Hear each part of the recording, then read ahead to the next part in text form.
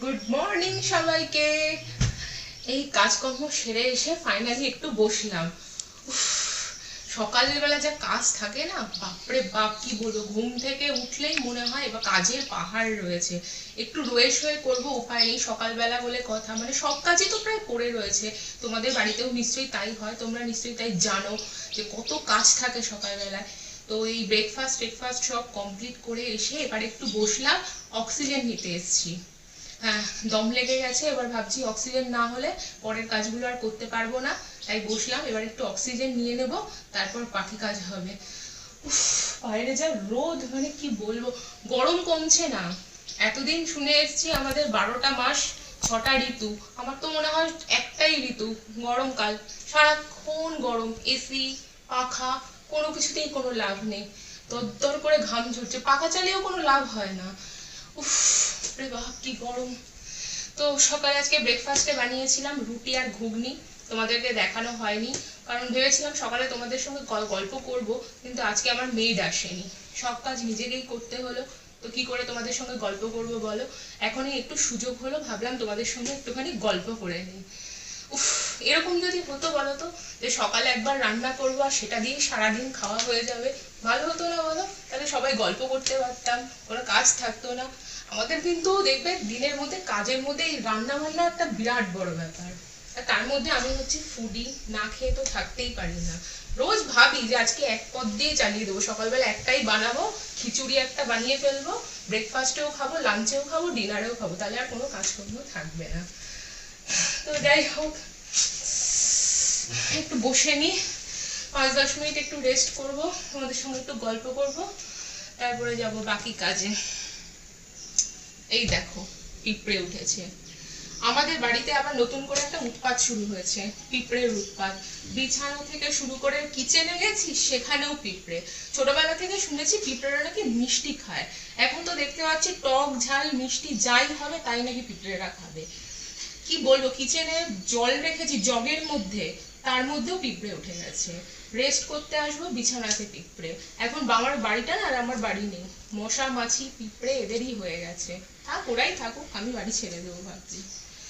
যাই হোক, এখন একটু নিউজ পেপারটা পড়বো, পড়ে ঠোড়ে তারপরে যাবো কিচেনের দিকে একটুখানি। আর নিউজ পেপার পড়তেও ভয় লাগে, কি করবো, প্রত্যেকদিন ধরলেই তো দেখি 90,000 আক্রান্ত, 80 থেকে চলছে, 80, 85, 90, প্রত্যেক দিনই আক্রান্তের সংখ্যা বেড়েই যাচ্ছে, পড়লে ভয় লাগে। কি জানি, মানুষ মনে হয় করোনাকে ভয় পাচ্ছে না। বাইরে বেরোলে তো দেখি সবাই বেরিয়েই পড়েছে, কারোর কোনো টেনশন নেই, কিচ্ছু নেই, মাস্ক পর্যন্ত পড়ে না। যাই হোক, কি আর করা যাবে। তো দেখি নিউজ পেপারটা একটু চোখ বুলিয়ে নিই, কতজন আক্রান্ত আজকে নতুন ভাবে একটু দেখি। যাই হোক,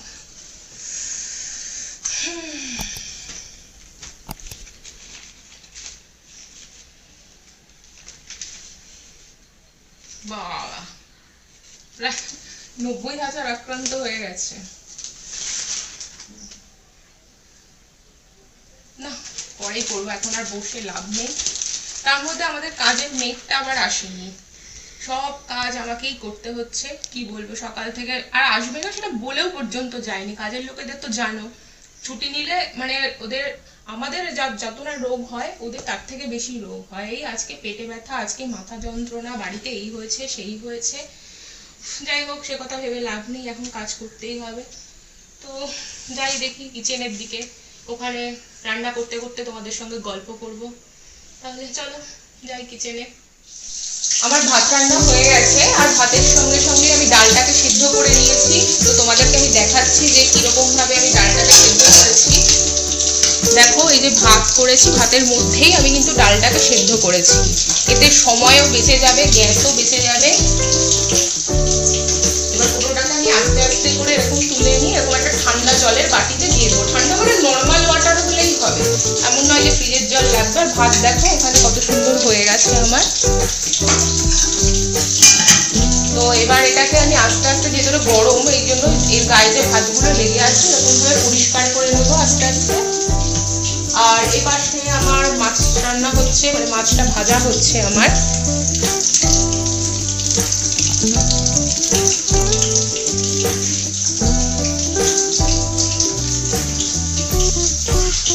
এভাবে আমি আস্তে আস্তে ভাতগুলোকে পরিষ্কার করে নেব, নিয়ে এটাকে একটুখানি ঠান্ডা হতে দেবো, তারপরে আমি ডালটাকে রান্না করব। ডালের রান্না কিছুই নেই, জাস্ট এর সঙ্গে একটু জল অ্যাড করলেই আমার হয়ে যাবে। তোমরাও বাড়িতে যখন সময় থাকবে না বা অফিস টাইমে ভাত ডাল রান্না করার কথা ভাবছো, তখন তোমরা এরকম একটা কোটোর মধ্যে ডাল নিয়ে এরকম ভাতের মধ্যে দিয়ে দিতে পারো, বা ছোট কোনো টিফিন বক্সের মধ্যে করেও দিতে পারো। এতে তোমাদের একই সাথে ভাত ডাল দুটোই রান্না হয়ে যাবে। তো এটা আমি রেখে দিলাম এইভাবে।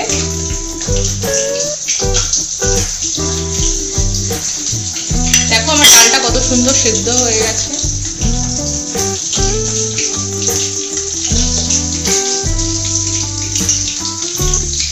একই সাথে কিন্তু আমার ভাতটা আর ডালটা হয়ে গেছে। এবার ডালটাকে আমি পাত্রের মধ্যে ঢেলে নেব। আমি সিদ্ধ ডালটাকে এই বাটির মধ্যে নিয়ে নিয়েছি। এবার এর মধ্যে আমি পরিমাণ মতন জল দিয়ে দেব। তোমরা যতটা পাতলা রাখতে চাও, মুসুরি ডাল তো একটু পাতলা পাতলাই হয়, তো আমি একটু পাতলা পাতলাই দিলাম। এর মধ্যে আমি দুটো চেনা লঙ্কা দিয়ে দেবো। গ্যাসটা তার আগে আমি অন করে দিচ্ছি।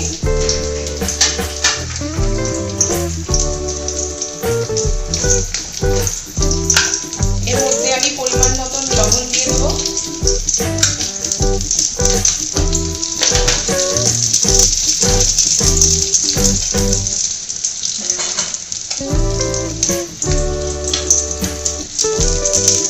দেবো অল্প হলুদ, আর এই পেঁয়াজ তেলটা দিয়ে দেবো। এটা আমি আগেই করে রেখে দিয়েছি মুসুরির ডালের জন্য পেঁয়াজ তেল। এটাকে জাস্ট নিয়ে দেবো, তাহলেই ডাল আমার হয়ে যাবে।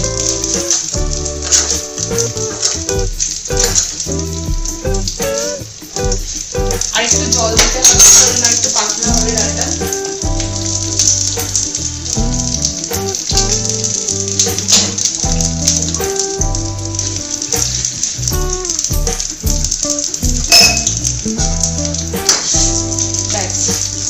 আমার ডাল কমপ্লিট। এবার এটা একটু ফুটে উঠলেই হয়ে যাবে। আর এদিকে আমার মাছ ভাজাও প্রায় কমপ্লিট। মাছটাকে আমি তুলে নেব।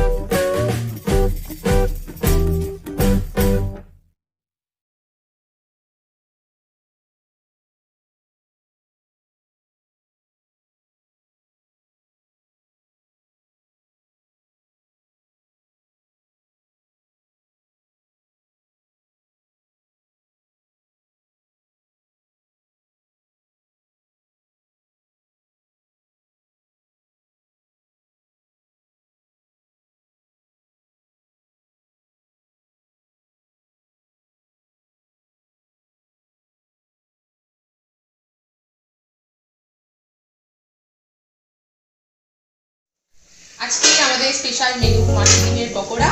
আজকে আমাদের রুই মাছ আনা হয়েছিল, তার মধ্যে এই ডিমটা পাওয়া গেছে, তো ভাবলাম যে তাহলে এটা দিয়ে পকোড়া বানিয়ে ফেলি।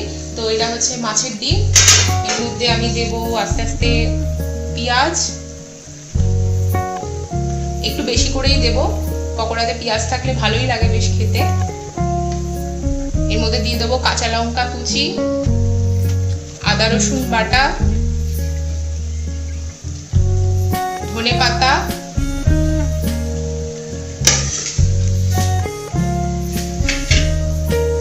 অল্প হলুদ, অল্প লঙ্কা গুঁড়ো,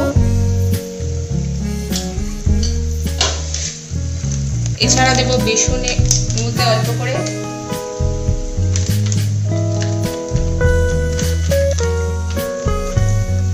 বেসনটা একটু বেশি করে দিচ্ছি, টেস্ট লাগবে।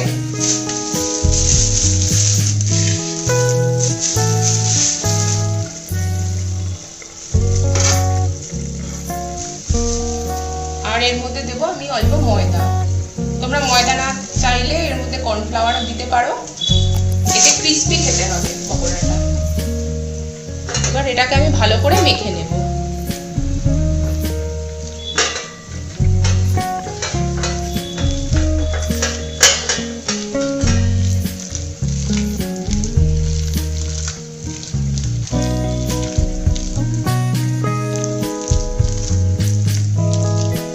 আমার মাখাটা প্রায় হয়ে গেছে, এবার আমি পকোড়াগুলোকে ভেজে ফেলবো ফটাফট।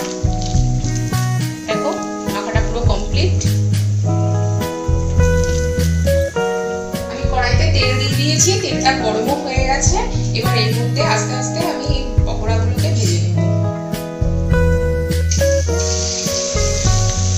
গ্যাসের সিমটা মিডিয়াম করা আছে, তোমরা কিন্তু হাই ফ্লেমে দেবে না, মিডিয়াম রাখবে, নাহলে মাছের ডিমগুলো সব গায়ের থেকে রং ধরে যাবে কিন্তু ভেতরে কাঁচা থাকবে। আমি একটু ছোট্ট ছোট্ট করে এরকম করে দিয়ে দিলাম। আজকে মাছের ডিমের পকোড়াগুলোকে দেখে নিশ্চয়ই তোমাদের অনেকের আবার খাওয়ার ইচ্ছে হবে, মনে পড়ে যাবে।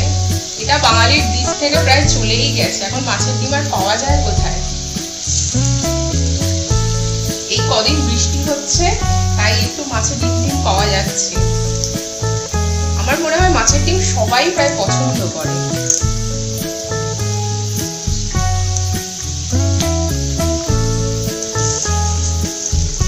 আর গরম ভাত, মুসুর ডাল আর তার সাথে মাছের ডিমের পকোড়া, দারুণ কম্বিনেশন।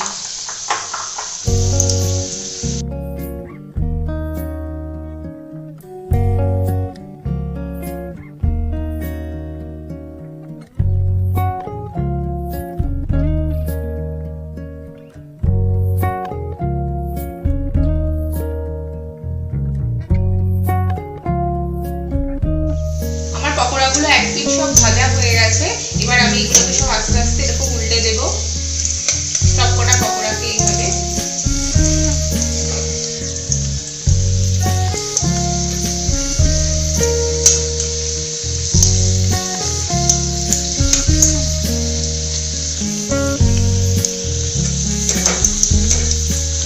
এবার দ্বিতীয় পিঠটাও আমি ভালো করে এইভাবে ভেজে নেব।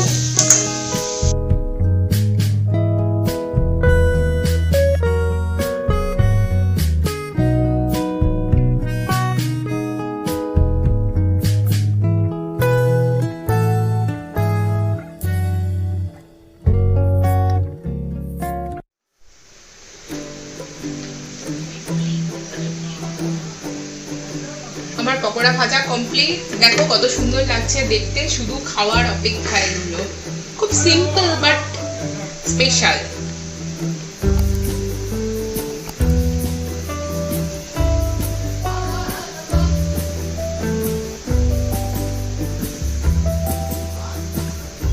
এই হলো আমাদের আজকে দুপুরে সিম্পল লাঞ্চ মেনু। ভাত, পাতলা করে মুসুর ডাল, মাছের ডিমের পকোড়া আর তেলাপিয়া মাছ।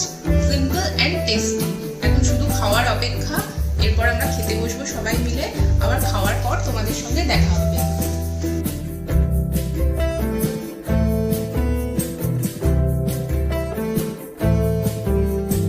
আজকে স্নান করতে করতে দুপুরবেলায় হঠাৎ করে আমার না ছোটবেলার একটা গল্প মনে পড়ে গেল, ভীষণ মজার গল্প। ভেবেছিলাম স্নান করে এসেই তোমাদের সঙ্গে শেয়ার করবো, কিন্তু সেটা না সত্যি কথা বলতে আর হয়নি। কারণ স্নান করে এসেই আমার কাজ ছিল পুজো দেওয়া, কারণ ঠাকুরকে না খাইয়ে তো আর আমি খেতে পারবো না। তারপরে ঠাকুরের যখন পেট পুজো হয়ে গেল, তারপরে আমার পেট পুজোর পালা। সেটা করার পরে আরো তো তার সত্যি কাজের তো শেষ নেই একদম। সেগুলো করে তারপরে গেলাম ছাদে গাছগুলোকে একটু জল দিতে, মানে স্নান করাতে ওদেরকে। সকালে একবার পরিয়ে এসেছি, কিন্তু তাতে হবে না, কারণ এই গরমে ওরা পুরো একদম ঝাঁঝরা হয়ে থাকে পুরো। আর যদি রাত মানে সন্ধ্যেবেলা একটু জল না দিই না, সকালে গিয়ে দেখবো একদম মরেই আছে, পুরো শুকিয়ে গেছে পাতাগুলো একদম। তো যাই হোক, গাছগুলোকে স্নান টান করিয়ে এসে গাছের দরজা দিয়ে তারপরে সব কাজকর্ম সেরে এই এসে বসলাম। তো ভাবলাম এখন কেন তোমাদের সঙ্গে শেয়ার করি। ছোটবেলায় আমি ওই টিভিতে অ্যাডভার্টাইজমেন্ট দেখতাম, যে বিভিন্ন সাবানের অ্যাডভার্টাইজমেন্ট দেখে না, সাবান ক্রিম যে মাখলে 5 মিনিটেই নাকি ফর্সা হয়ে যাওয়া যায়, 1 মিনিটেই ফর্সা হয়ে যাওয়া যায়। তা আমিও বাড়িতে জেদ ধরে সেই ক্রিমগুলো কিনতাম, সাবানগুলো কিনতাম।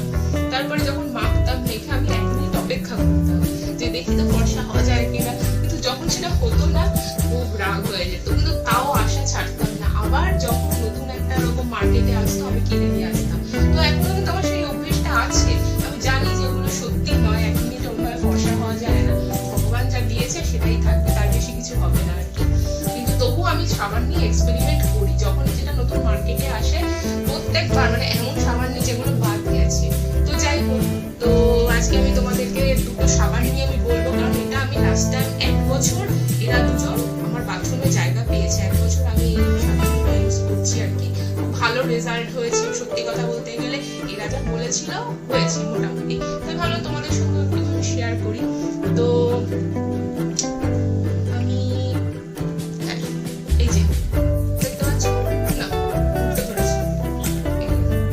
এই দুটো সাবান নিয়ে বলবো, এক এক করে বলবো, একসাথে দুটো বলা সম্ভব তো না। প্রথমে এটাকে নিয়ে বলি, কারণ এটা আমার একটু বেশি প্রিয়, ওই জন্য ওকেই বলছি।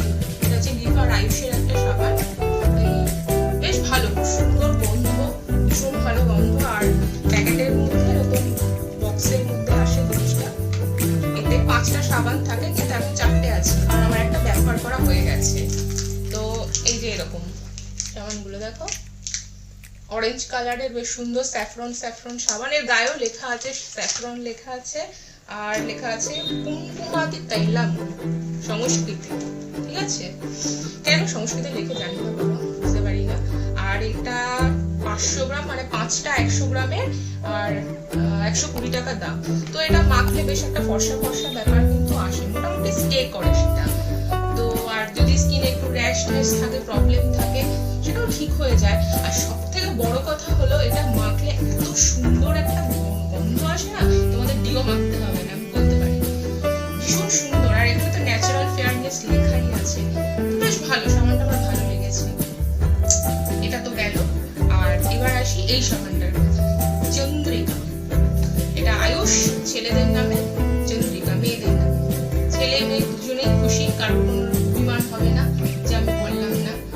তো ও আচ্ছা, এই সাবানটা একটা কথা বলা হয়নি, এটা 4টে কিনলে একটা ফ্রি। আর এটা তোমরা অনলাইনেও পেয়ে যাবে, অনলাইন থেকে গেলে ভালো। লোকাল মার্কেটে কতটা অ্যাভেলেবেল আমি বলতে পারবো না, কারণ সবসময় অনলাইন থেকে কিনেছি। তো চন্দ্রিকার কথায় আসি, এটায় 3টে কিনলে একটা ফ্রি পাওয়া যাবে। আর এতে প্রচুর আয়ুর্বেদিক জিনিস আছে, প্রচুর। আমি নাম বলতে বলতে শুরু করলে শেষ হবে না আজকে। তো একটা বলে দিই, এর মধ্যে হোয়াইট জিঞ্জার আছে, স্যান্ডেলউড আছে, অরেঞ্জ আছে, লাইম পিল আছে। এটা মাখলে এটা তো একটা ফেয়ারনেস আসে। আর কিন্তু এটার দুটো নেগেটিভ পয়েন্ট আছে, আমি বলছি। সেটা হলো এটা কিন্তু সেরকম ভালো গন্ধ। আমি কিন্তু আয়ুর্বেদিক সাবান ইউজ করেছি, দেখেছি সব এগুলো থেকে না কেমন একটা নিম পাতার গন্ধ পাই, আমি সত্যি বলছি। এই একটা শুধু আয়ুষই পেয়েছিলাম যেটাতে একটু অন্য ধরনের গন্ধ আছে।